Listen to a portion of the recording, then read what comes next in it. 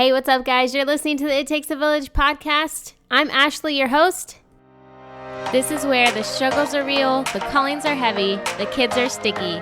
We come together because it takes a village, and this is your tribe.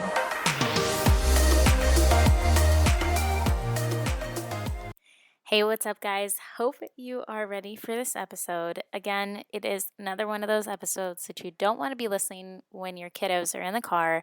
So make sure you save this one for when you're alone, can put in some headphones, or there's nobody else in the car with you. But today I have Janna Denton Howes back for part 2. We are diving deeper into what she had briefly mentioned in the previous episode about her husband having a pornography addiction and how they work through it together in their marriage. And so I'm going to let Janna do all the talking. Let's get to this episode. Hey guys, I'm super excited to have you back to the podcast with Janna. This is our part 2 because in the last episode we talked about sex and how we as women with busy lives and children, we can actually want it more. Like that is such a thing for us. And if you haven't listened to that episode, it is really, really good. And Janna really provides some really good actionable tips that are realistic for us that we can use and utilize.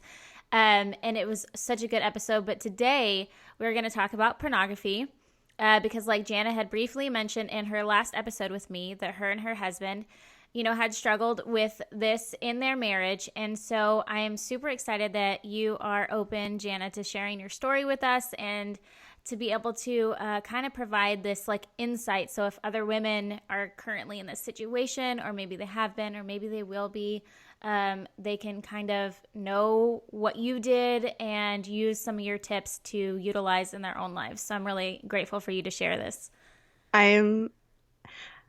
I don't know if I'm thrilled to be here, Ashley. I won't lie, my heart is beating a little bit right now because I've never done a podcast interview solely around pornography. Yeah. I definitely talk about it a lot with my clients and people in my program, but this is kind of a coming out for me. So thanks for honoring me with that. Yeah, I don't know. Maybe you'll see if you want to thank me later. I don't know.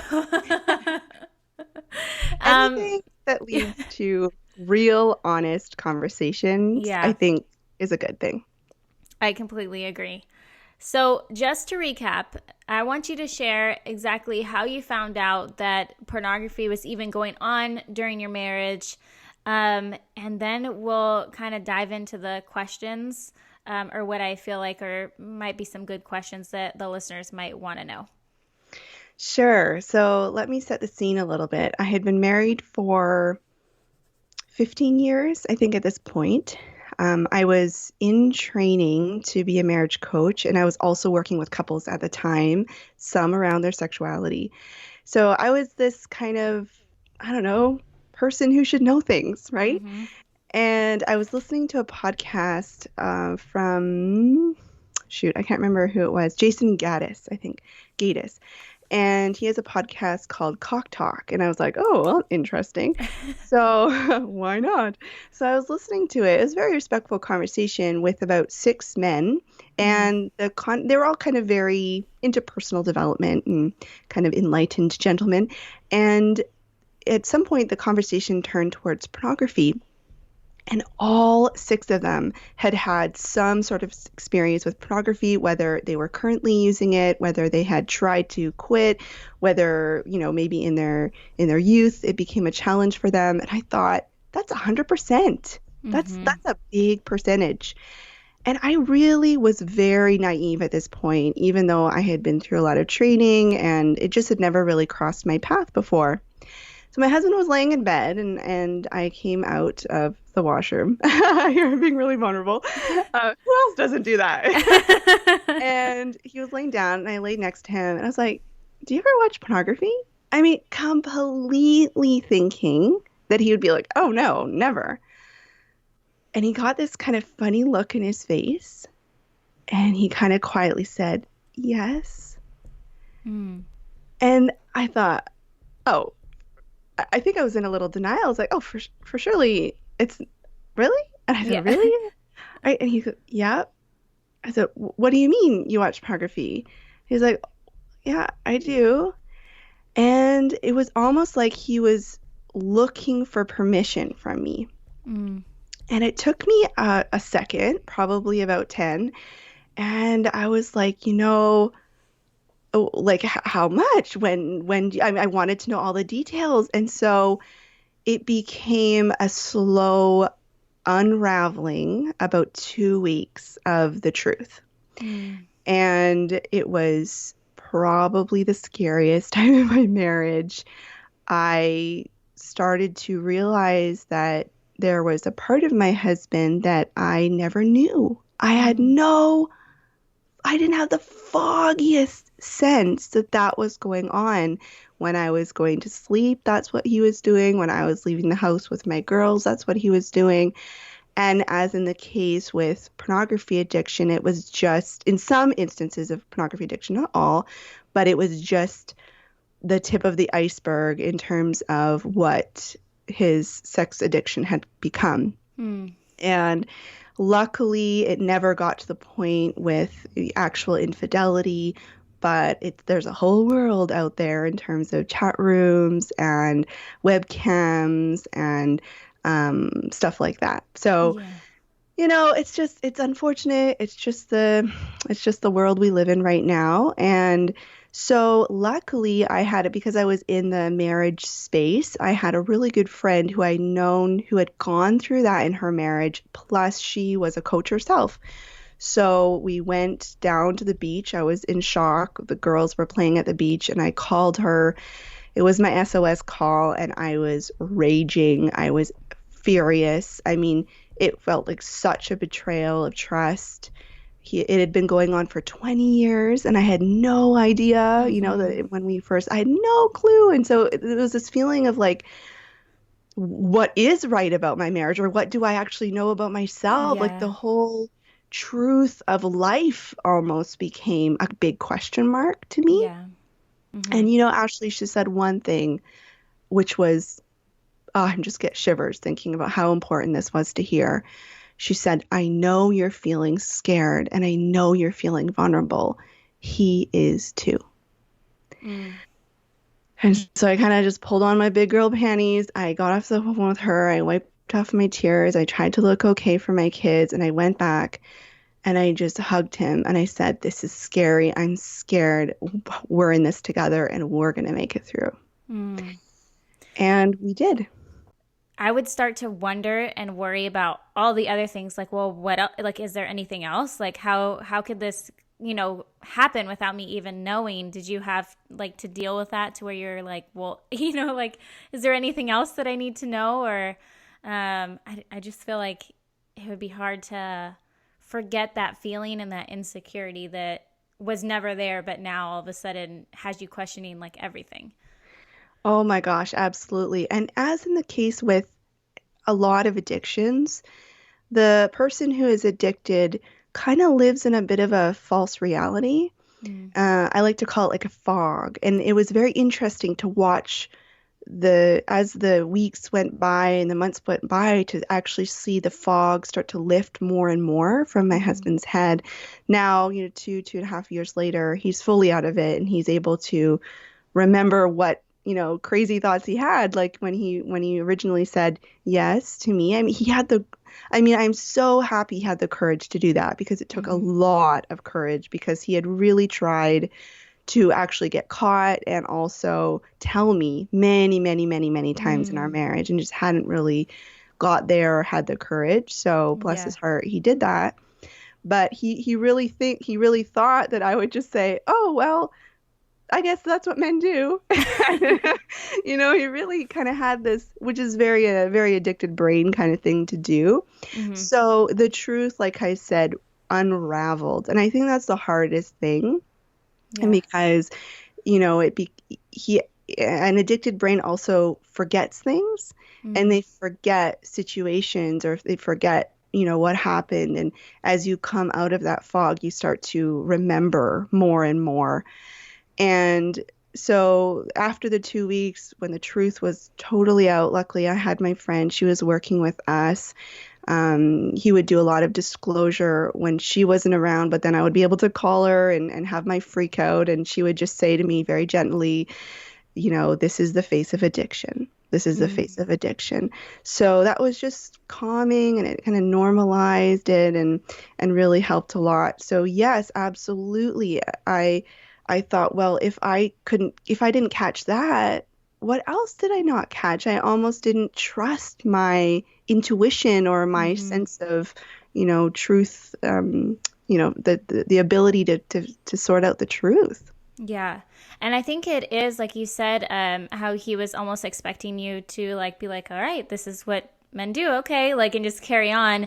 I think that society does make us feel that way because I know a lot of people who are like, yeah, that's what my boyfriend does. Or like, of course he does. Like, what else would he do? Like, and it's so, normal. Like, we just look at it as this normal thing that men do, and we like to not acknowledge it. We just like to pretend it, he's not doing it even, and it's one of those really strange things to that like nobody talks about. Just like you said, like for you to talk about it today is um you know different because just we don't talk about it. Yeah, absolutely. And I think my case is a little rare in the fact that I didn't know for so long and I Mm-hmm. suddenly found out and I drew the line in the sand. Yeah. We immediately started to educate ourselves just because I was already in the marriage coaching sphere. So I felt very Right. comfortable seeking out information and I knew who to turn to. Mm-hmm. And we watched a fantastic YouTube video called The Great Porn Experiment. And if you go to yourbrainonporn.com, that's where the author, he has a longer video from that YouTube video. And it was so helpful to take the brain science approach rather than the moral approach. Mm. And to just say, okay, this is what's going on in your brain. This is how your dopamine has been infected. This is, the longer term consequences. So not just, oh, he has a distorted view of what real sex should look like, but also that it had really affected the chemicals of his brain. Yeah. What made him want to stop doing it? Because I know that a lot of men, just like, I had mentioned, they think it's a normal part of just life and doing life. And so was it something that you had told him or how you felt about it that made him want to change? Or did he really, like, personally just not want to do it? It was just something that was, holding him down. I think there was definitely a part of him that felt a lot of shame over the Mm, years, and he had tried to quit on his own and never been successful. He mm, had never sought any additional help, which is generally the case for men. They're not so yeah. relationally skilled. It's not no fault of their own. It's just Right. us women are more about the village, right? And Right. so we look for those support systems and networks. And men generally are kind of solo travelers, so to speak. Yeah. So he had tried, and so there was some shame. He did want to quit, but he does say if I had been like, oh, okay, then he wouldn't have quit. There Mm, would have, because yeah. you're dealing with a pretty strong addiction. And, if someone's just said, oh, it's okay if you eat chocolate, or it's okay if you, go on your phone every night. I'm just talking about some addictions that typically happen for women. Right. Then generally we would just go about the usual, right? Mm-hmm. So that's why I say it actually was really in my benefit that I just found out suddenly because I was able to say, no, Mm, that not okay with that, not going to happen in our relationship. That's a big NO and that's a deal breaker for me. So I find when I work with couples where it's been, years of knowing and maybe some kind of mild ultimatums, but never really a clear line in the sand, it becomes a little bit harder. So once my husband knew that that's the case for me, he definitely chose our marriage over porn. yeah. That is another thing that I was going to ask you about is, you were brave enough to put that line in the sand to have your marriage be kind of on the line, so to speak. And so I know that that's the reason a lot of women don't speak up. How were you able to do that? Like, how were you able to gain that confidence of hoping that he would choose your marriage and actually, put your marriage on the line? So I didn't know about pornography, but I Mm, always had the sense that there was something going on. mm, I never could quite put the finger on it. And like most women, I blamed myself. Mm-hmm. I thought, oh, I'm prudish, or I'm not very sexual, or I'm not into those things. I mean, I have low libido, whatever the Mm-hmm. case would be. And so I went out and I got all this help, which was fantastic. And my goodness sakes, like it really helped our sex life a lot, and it's taken us to where we are now. But but I always knew that there was something there. And so when I found out that pornography was in the picture, I was livid. I was Yeah. livid because here I was for years pointing the Mm. finger at myself and Yeah. blaming myself, and here my husband was going along with it. Oh Mm. yeah, go take that course. Oh yeah, go read that book. Oh yeah, let's go to the counselor or therapist or whatever. And I'm never going to once mention that I have a Mm. pornography Oh my gosh, addiction. yeah. That wouldn't even be, and it really was the case. My husband is, I mean, it goes without saying, he's phenomenal human being. He is a phenomenal dad, a phenomenal husband, but it's the addicted brain I was dealing with, not my true husband I was dealing with. And that's what you get. They're really in denial about how much it affects not only themselves and their marriage, but also themselves. I'm kind of going on a tangent here, but I think it was the anger and the Mm. rage that just made me think, no more, Mm-hmm. no more is this going to continue. Yeah, because like in the last episode with you, you're talking about doing all these things and wanting to help out your intimacy as a couple. And so now, thinking back, it's almost like, well, obviously that had to have been a factor of, some of the issues that you guys had, and probably other couples like and I could just see how, like, if it was to happen to me, I would definitely be like, I'm doing all this work, and I'm getting the fancy lingerie, I'm doing all these things, and then here you are, like, not able to come to me 100% when I'm trying to come to you 100%. And I think that can affect your intimacy together. Oh, oh yeah. Okay, so Oh yes. okay, so share more about how it is detrimental to your intimacy and marriage. Okay, so there's really two things here. One of it is that's the case, yes. And the other kind of lesser discussed thing is Mm-hmm. how it actually affects the person who's using pornography. So I'm just going to briefly talk about that, and then I'll dip back into your marriage. But Yeah.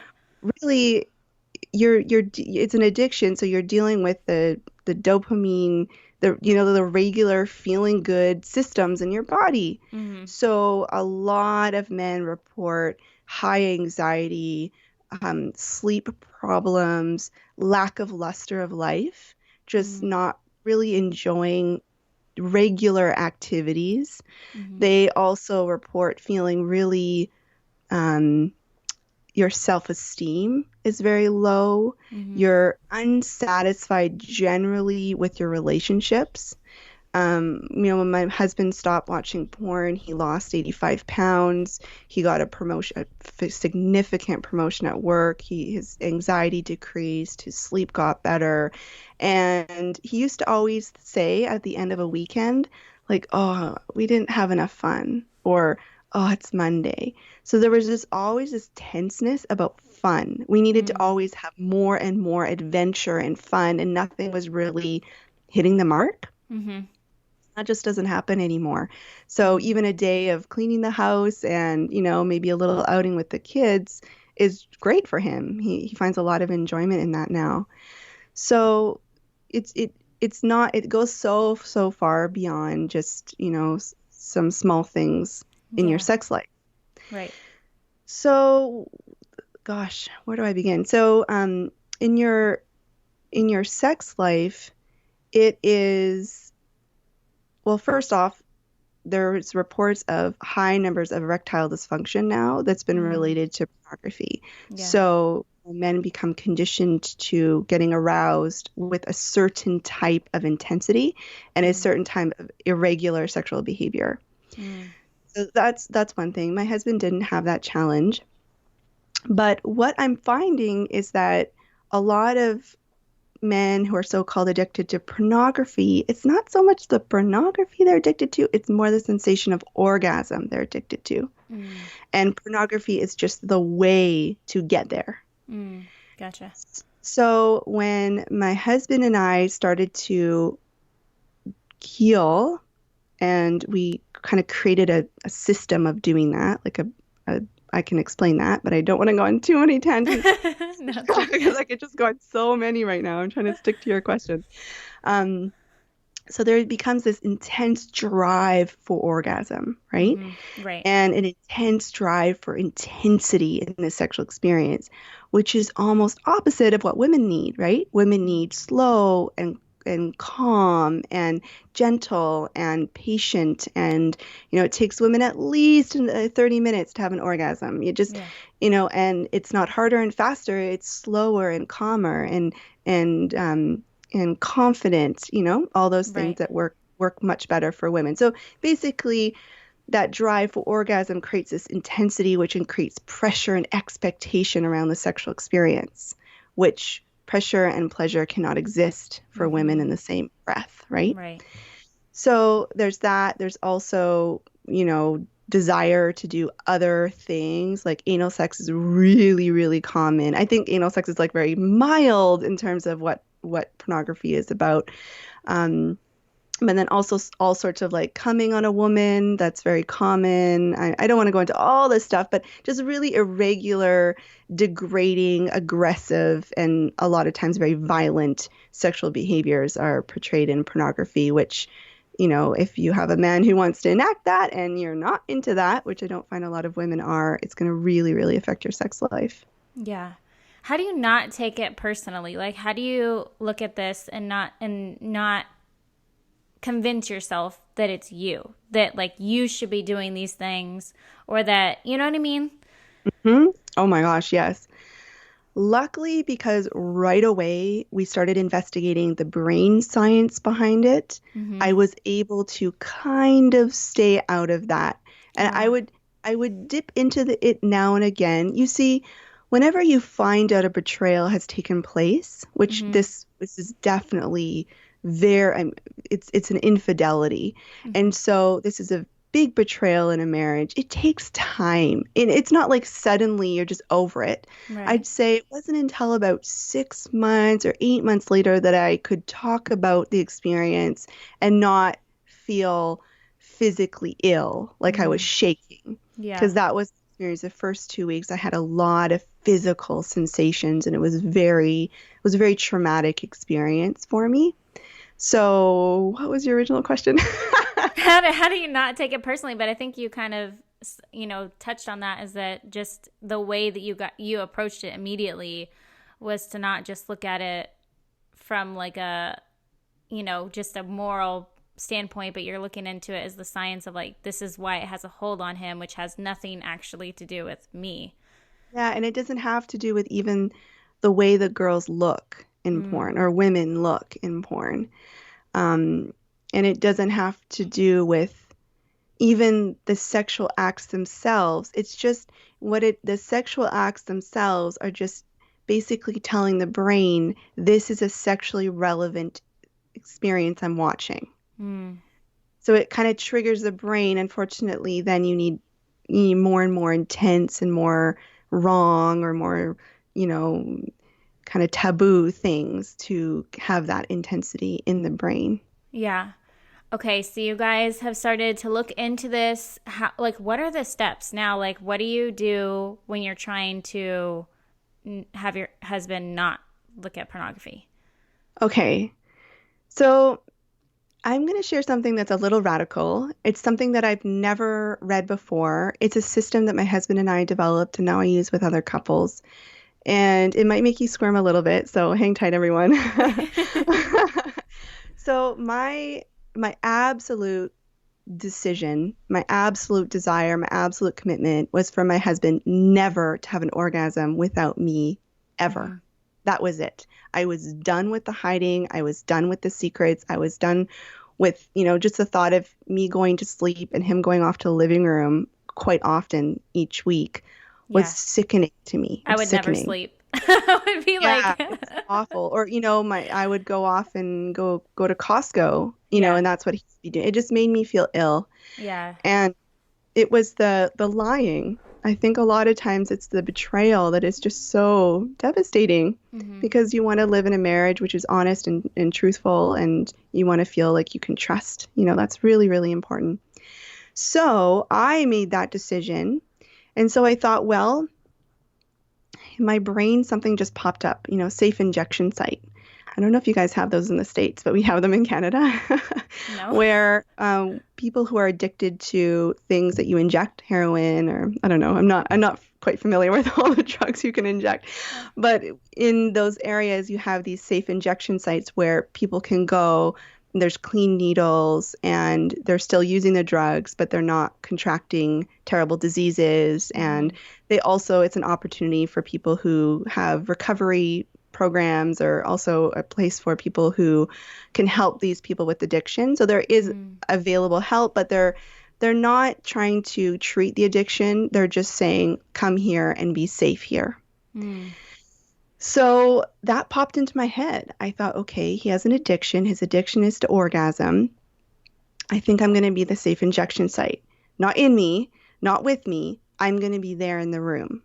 Mm. So I made a determination that if he, at any time he felt like he wanted to have an orgasm, I didn't care if it was 2 in the morning. I don't care if it was in the middle of the day and he had to come home and I had to stop work.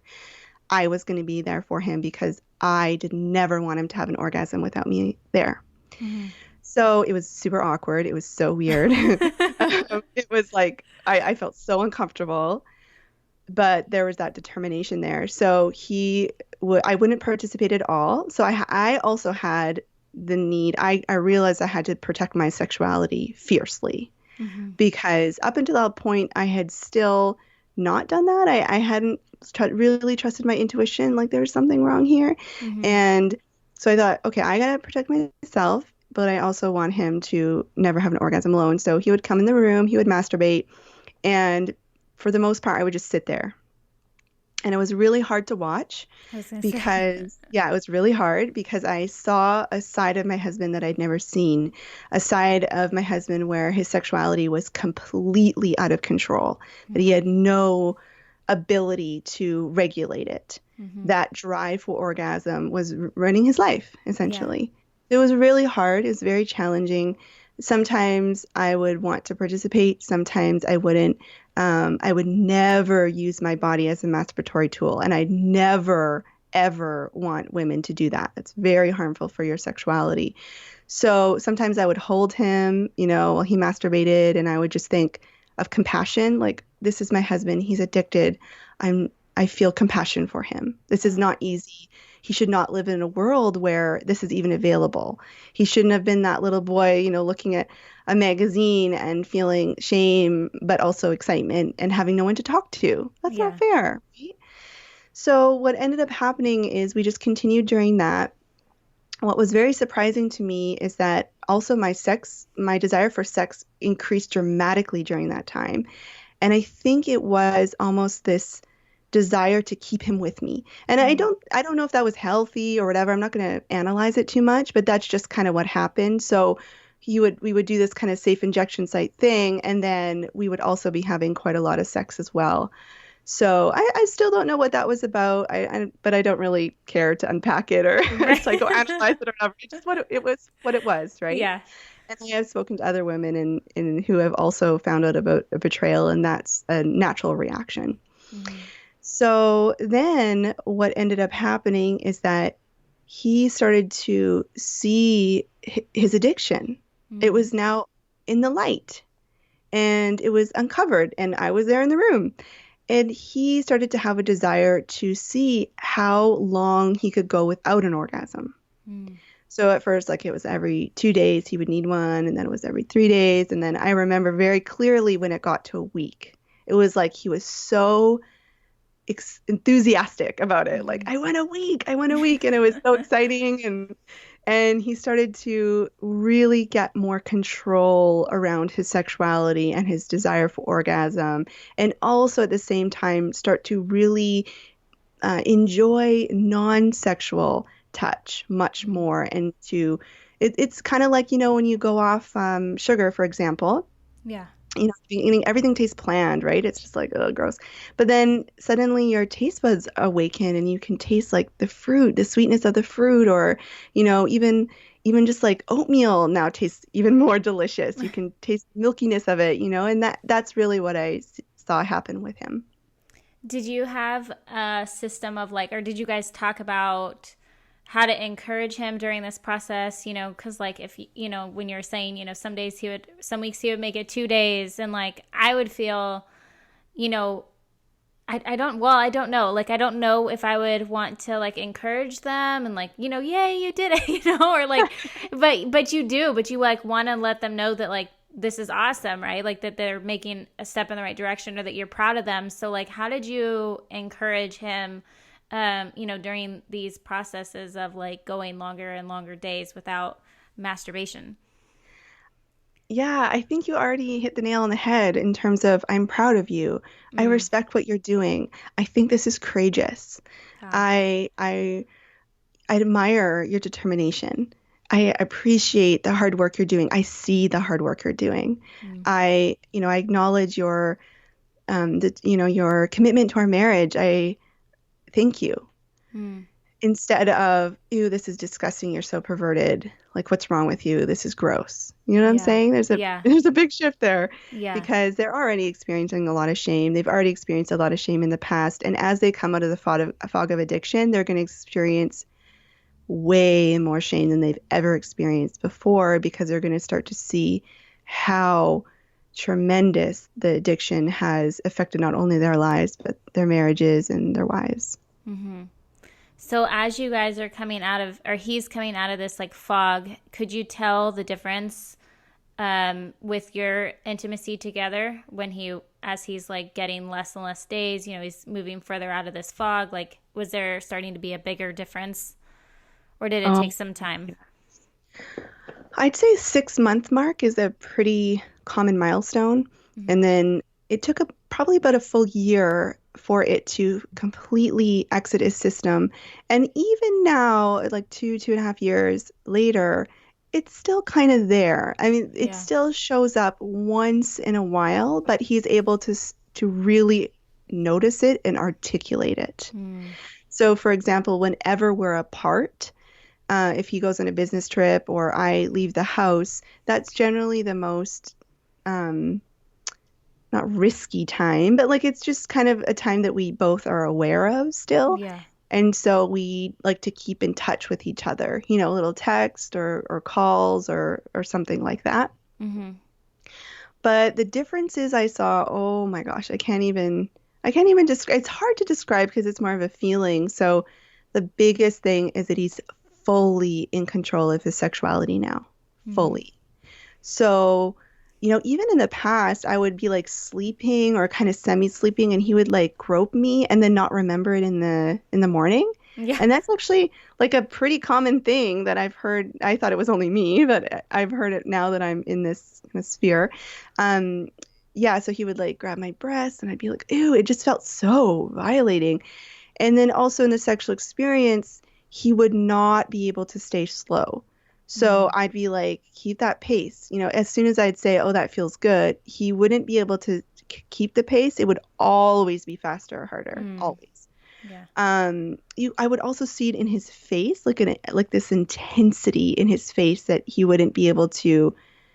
I could tell he was tipping over the edge as he got more and more aroused. He would have less and less control over his sexuality. Yeah. So now he is a much better lover. He can listen to my descriptions of what I want and follow Mm-hmm. direction. Before he wasn't able to do that. Mm-hmm. There was always that drive for more and more intensity. Mm-hmm. And now he's also, you know, I don't know how much I'm still kind of trying to articulate the relationship between pornography addiction and attachment theory, Mm, which is related to how we feel important and needed and a priority in a relationship. yeah. And some women report that as like this neediness, almost like a little, like you feel a little suffocated. So that was definitely like the cat and mouse kind of situation Mm-hmm. where my husband was chasing after me and I was running away.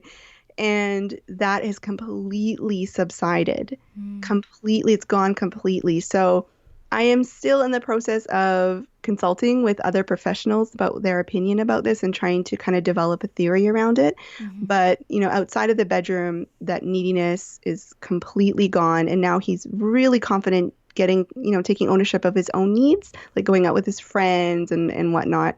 And you might think that's kind of strange being connected to pornography, but I absolutely see it to be the case. Yeah.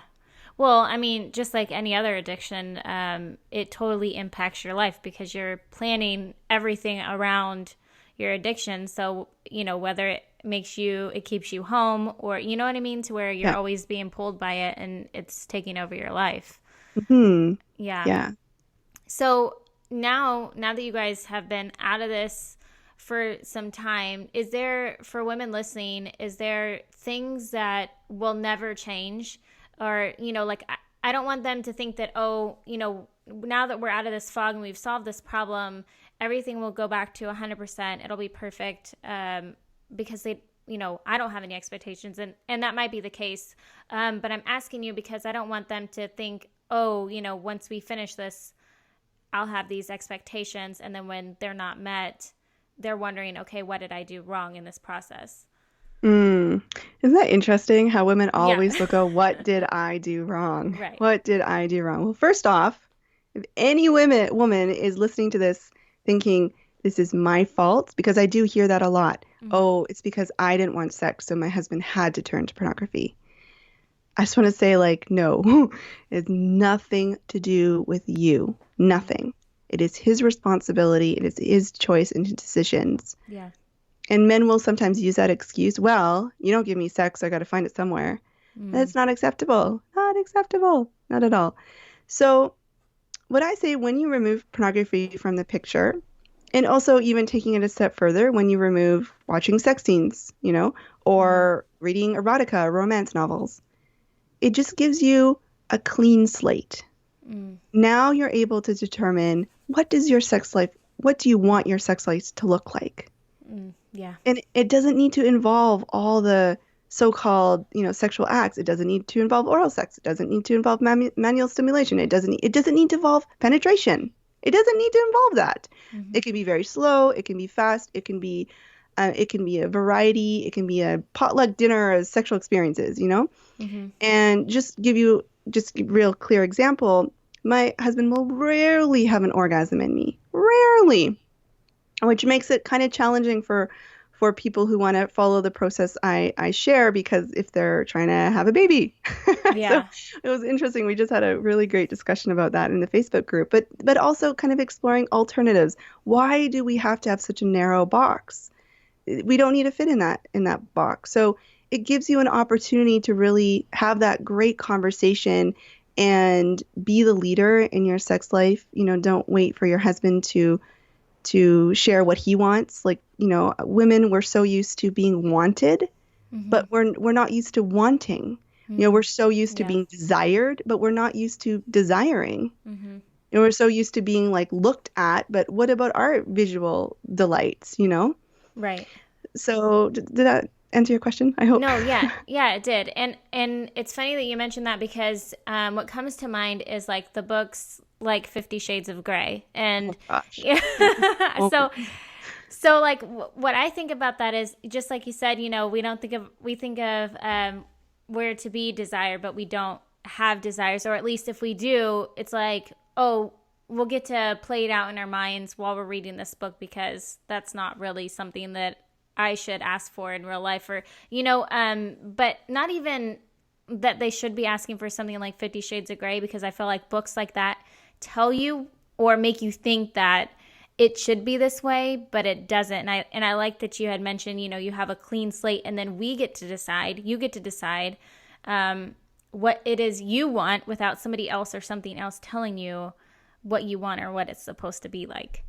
Yeah, and maybe sometimes practical examples are the best because when talking about sex being vague and it just leaves more questions. So Yeah. maybe I'll give you some practical examples of what that would be, what I've seen women decide they like. Will that work Yeah. for you? Yeah. hmm So like for example, some women don't like to be touched, stroked.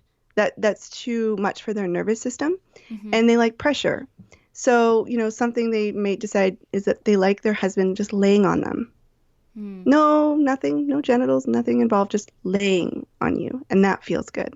Mm-hmm. Some women really like certain body parts of their husbands, but they focus so much on the parts they don't like. Like, for example, I don't really love my husband's stomach, but I love his shoulders and his hands. Mm. So, focusing my attention on those parts of his body is completely fine. Some women don't like kissing at all. The sloppiness and the goopy sounds and all that are just horrible. So some women choose that kissing is not part of what they want, or maybe they like kisses on the cheek. That's what Mm. they desire.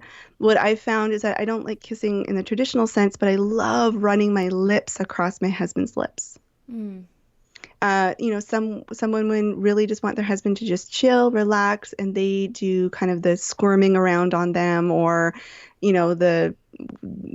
don't even make requests of their husband. They just go and get their pleasure from their husband. Mm. So there's just, I'm not, when I say go find your pleasure or go find desire, I am not talking about kinky, big things Yeah. like getting tied up or handcuffs or role play. I'm Mm-hmm. talking about like actually what feels good. Yeah. Some women don't like their breasts flopping around during sex. Well, for goodness sakes, wear a tank top. What you Right.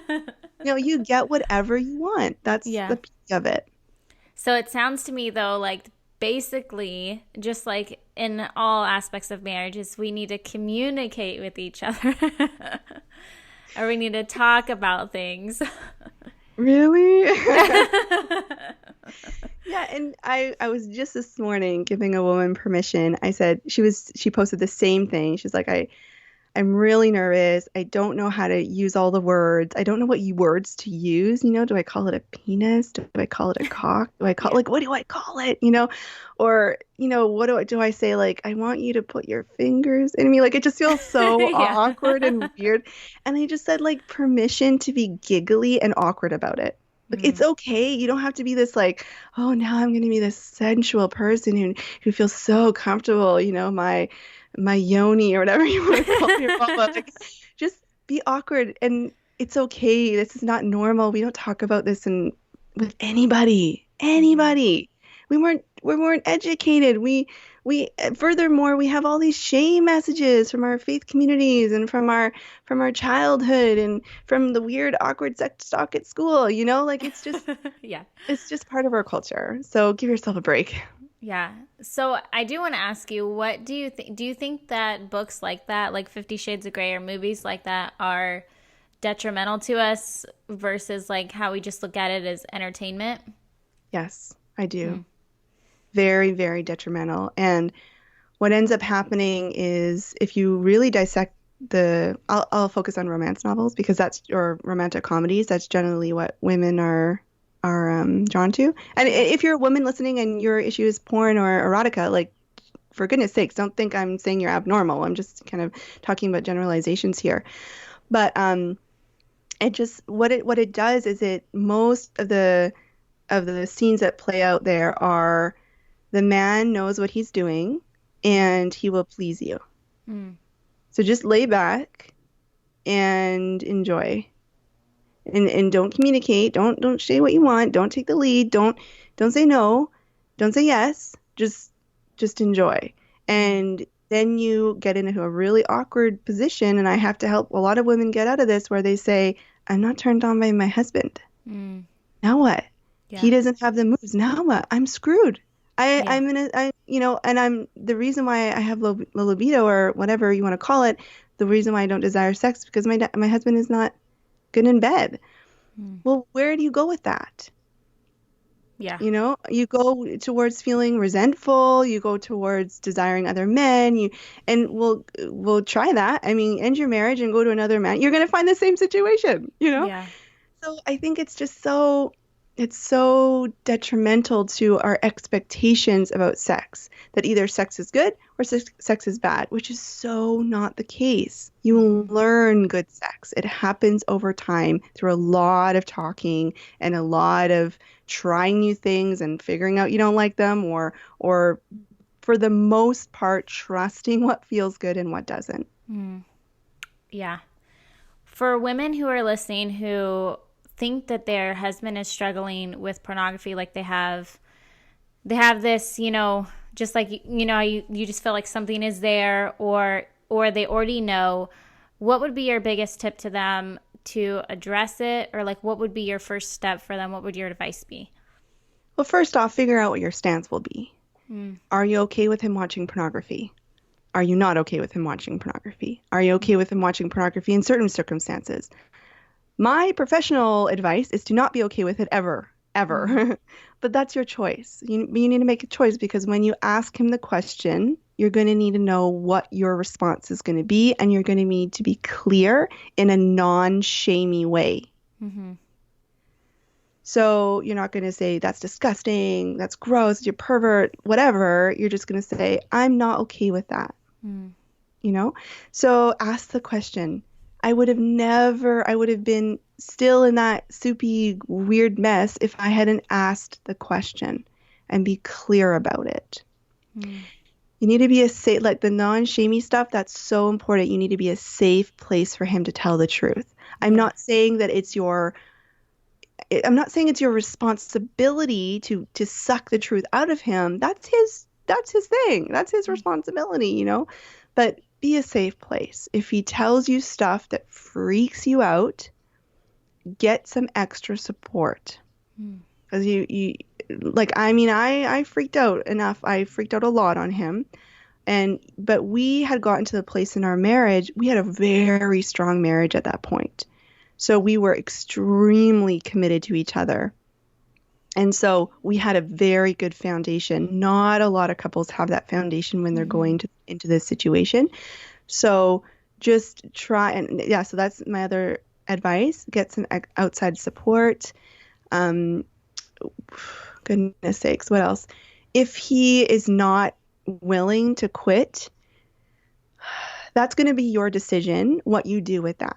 Mm-hmm. And it might be a decision. Well, if you're still watching, and this is just an example, I'm not saying should be your ultimatum, but it's kind of it's well within the scope of possibilities, so to Yeah. speak. So if he says, I'm watching pornography and I'm going to stay watching pornography, I'm not going to change that. Well, you can say, that affects me greatly if that's in your brain, and I'm deciding to not have sex with you until the pornography is out of the picture. I mean, Mm. that is well within your range of possibilities. Yeah.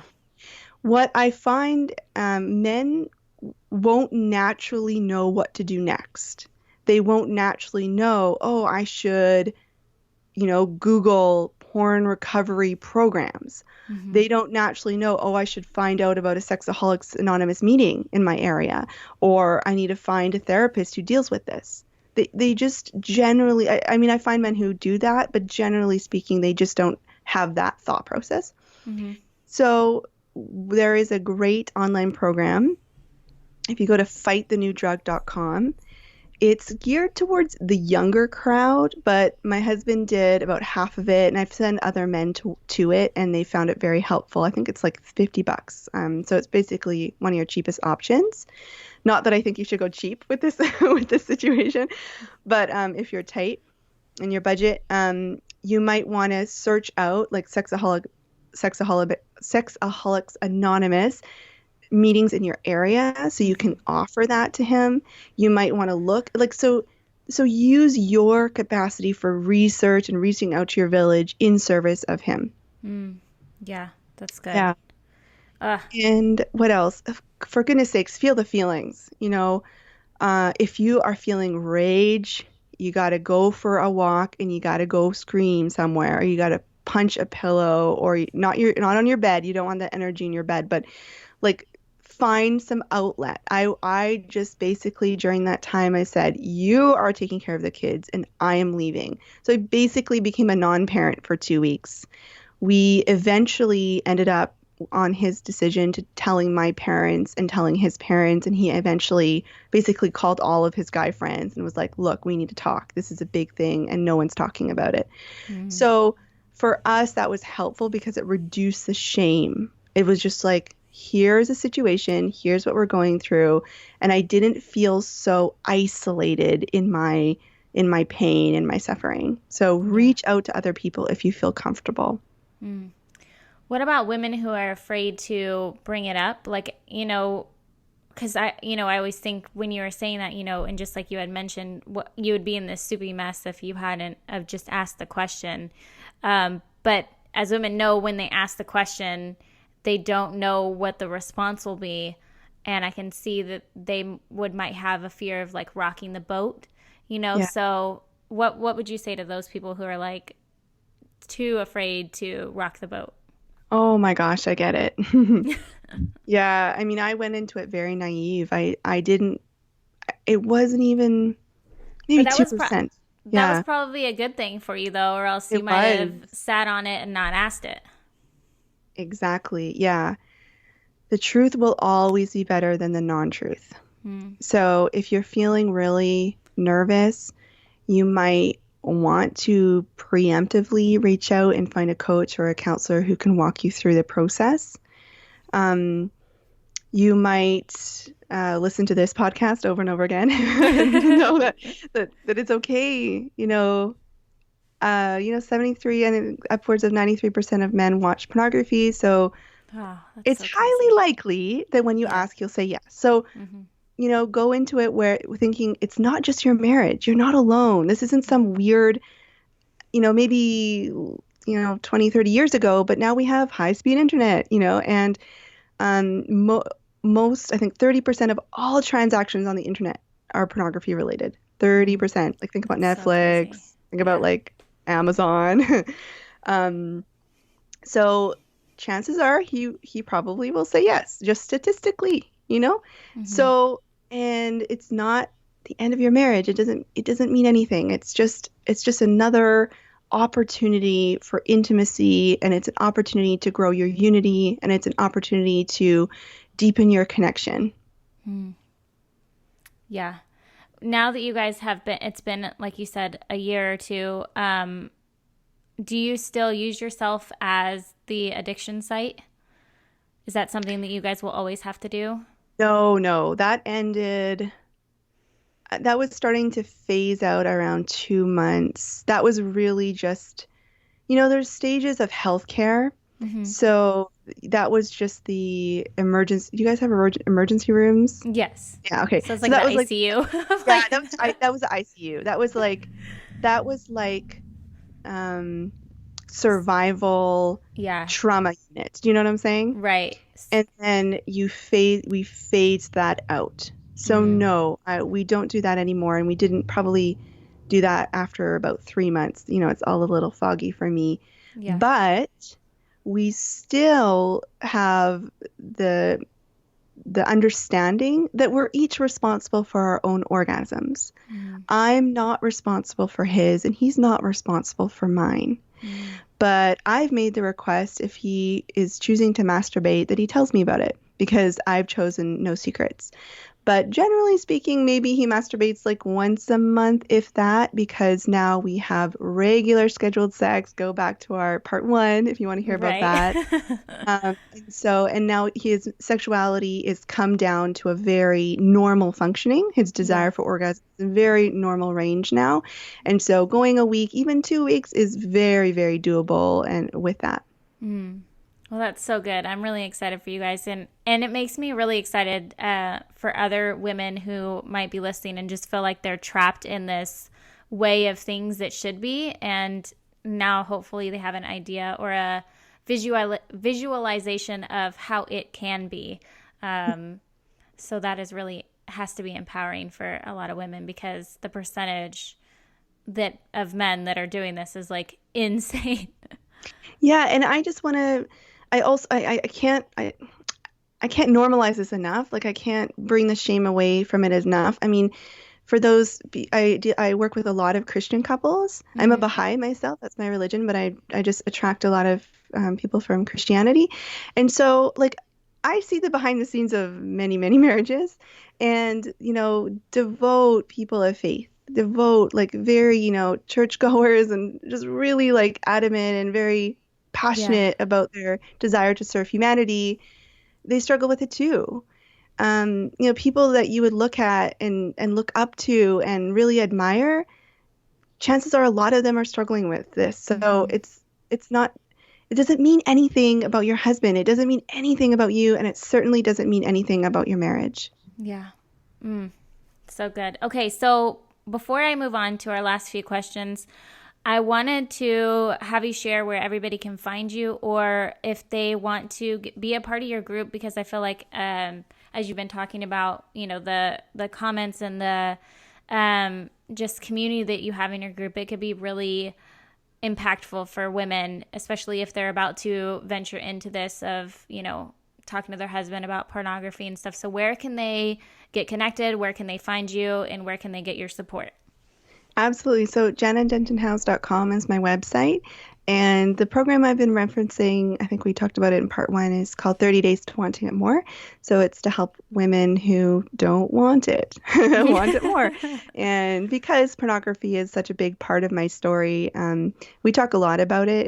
And I'd say probably a high, I don't want to mention a percentage because I don't want to label the women in my program, but a high percentage of the women in there are dealing with it just because statistically it's that common. Yeah. Um, and also, my husband is very active. We do live rounds. It's a self-guided program, but we do live rounds about 2 or 3 times a year. We're in a live round right now, and my husband does a weekly Q&A with me. So we talk a Mm. lot about his experience, and generally most of the questions for him are around pornography. So if you go into the services tab in my website, you'll find that program there. That's awesome. I really like that you guys do that because we always want to know what they're thinking or, we have questions that we want to know how to approach them with it and how they'll respond and get that male perspective. So that's really helpful. Yeah, and if I could just add one more thing before Yeah. we close, is that um, so men who are in this fog and they honestly don't necessarily even have to be watching pornography. Hmm. We live in a pornified world. Yeah. Everywhere we look, billboards and advertisements and sex scenes on TV and magazines, it's everywhere, right? Hmm. Objectification of women and all that. So men really come into the sexual experience thinking that what they want is intensity and kinkiness and all that. And what they really want is to be desired, admired, and respected. Mm. And by you being the leader of the sexual experience, you get to actually show him what that truly looks like. And then he'll realize, oh my gosh, that's what I wanted all along. Hmm. And it's just such a much more healthy and satisfying way to enjoy sex together. Yeah. And I really loved how we dived deep into this in the first episode with you, and it was really, really helpful. So if you guys want to understand like how that actually plays out, you have to listen to the other episode. Other both of your episodes are so good. I feel like these probably will be the ones that get the most downloads. But I mean, just stuff that we don't talk about and stuff that we need help with, and I just love it. So I really appreciate you sharing all the things and being able to say all the words and all the Say all things. the Yeah. words. Thank you. And Yeah. thank you. You have done phenomenal. You just seem so relaxed and easygoing talking about the sex stuff. So thank you so much for creating this space and helping me feel comfortable and relaxed talking about it as well. Yeah, for sure. Okay, so we are totally going to switch gears, and I wanted to ask you a few different questions than the last episode since I had already asked you my typical 3 last questions. So I wanted to ask you, what is something that you are currently obsessed with? Oh, you didn't tell me these questions I before. know, I know, but I let you be prepared the first time, so I was like, oh, I'll see if she's up for the challenge this time. So it could Okay. be like for me, for instance, I am like obsessed with watching those like dance videos on YouTube, like the ones like I don't know, where they like can really dance to like actually, like songs that are current and they look really cool. And I try and like I seriously will sit there and be like, man, I wish I could do this, or I'll envision myself doing it, and then I know that if I actually tried to do it, I would look like Gumby trying to I don't know do something. But Now I feel I'm like I need to obsessed come with up with watching something them. cool like that. No, no, no, So just whatever. can I? It's so boring and lame, but sticky notes, like post-it notes. Uh I, huh. I love. I'm obsessed with post-it notes and using them to manifest things that I want in my life. Uh huh. So So, share that because I have no idea what that looks like. so for example, like if I want to start a new program with women, or if I'm going to be starting a new group for people who have done 30 days, but they want more. It's called Uh 30 huh. days to and beyond. And so I've got a bunch of sticky notes on my office wall. I'm being very vulnerable here. My sticky notes on my office wall with the spots I want to fill, and really Mm. thinking about those women and how their lives will be changed. And I also love Sharpie markers. So you're So, like one of those that has like all of the colors. but I'm not really like I'm just getting into it. I'm really I hate planners, which is funny. You'd think that I would be into it, Uh but huh. I love the feeling of these fine-tipped Sharpies. So I take notes when I'm with clients, and so I don't just do it with a regular old boring pen. I do it in a notebook I love, and actually have to drive like 45 minutes to buy this notebook. And then I use it with these fine-tip, colorful Sharpies, and they just make my life so much more enjoyable and exciting. So I don't know if that's quite what you're looking for, No, but yeah, it totally you're in is. me right now. It totally is. And I love it because it's so fun to hear like what some people are like obsessed with because it's usually like these little things that just like are so ordinary, like a Sharpie that just like brings you so much joy. You know what I mean? Like it's just, Totally. it's cool. Okay, so I was going to ask you, well, I'll still ask you this because I don't want to assume your answer. What has been your biggest struggle as a wife? And I was like, I don't know why I didn't think that one through before. Well, okay, everyone knows that one, Right. right? So maybe I'll do another one. Is money.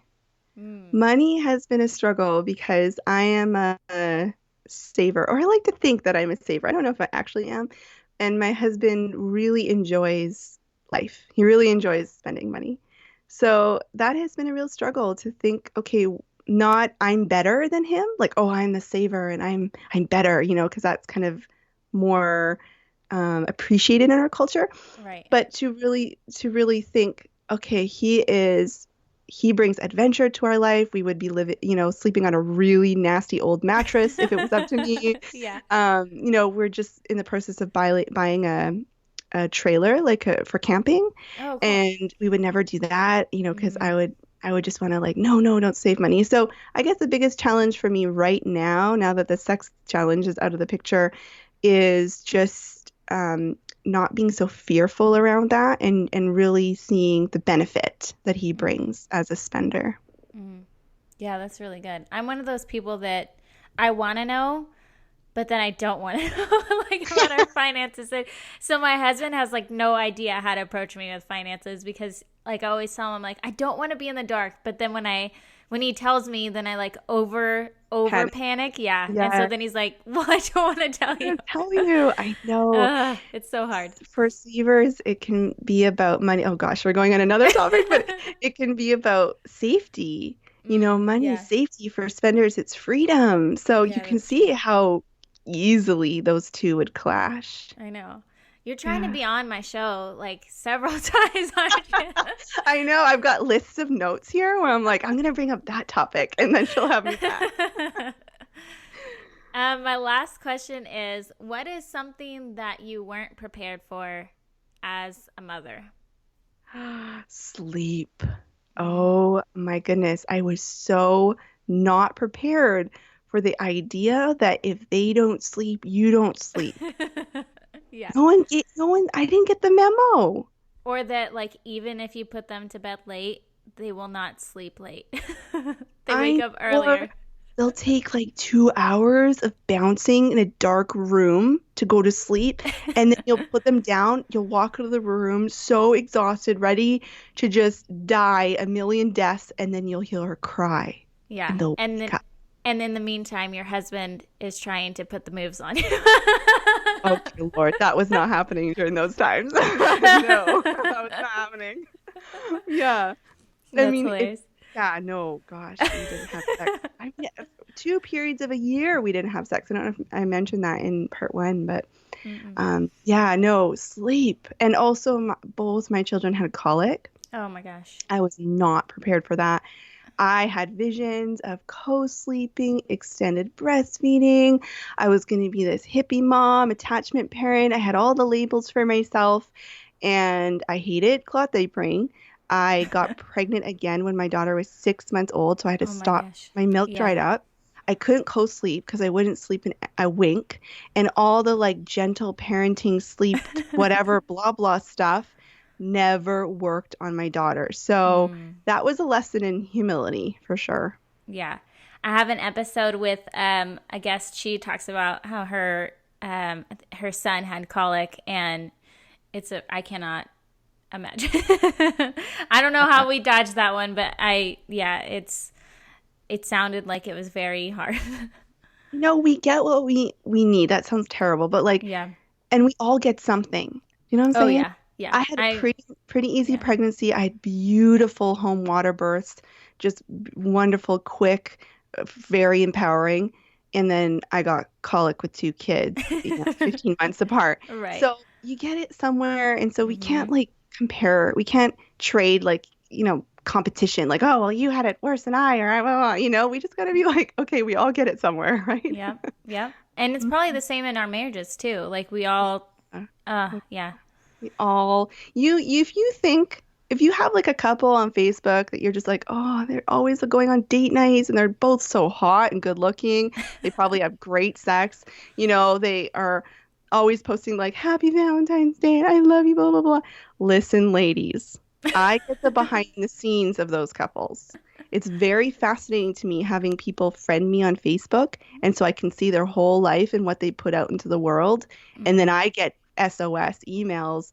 Oh my God, I just found out he was sexting with another woman. So, okay, like, don't compare yourself. Everyone has something going on, and you just never, ever know. Hey guys, I hope these past two episodes were helpful. If you can relate to the topics that we talked about in the last week's episode with Janna or this week's episode, make sure you reach out to her at jannadentonhowes.com. And make sure you talk to her. I know she'd be happy to give you some insight to help you and to share with you some resources because you definitely don't need to go through this alone. And if you are like listening to this episode and you're like, this is totally me, then she can connect you and help walk you through the next steps because it's usually those like first steps of like, we don't know what to do. So, I hope these last two episodes were helpful and I hope you guys tune in next week. Have an awesome day.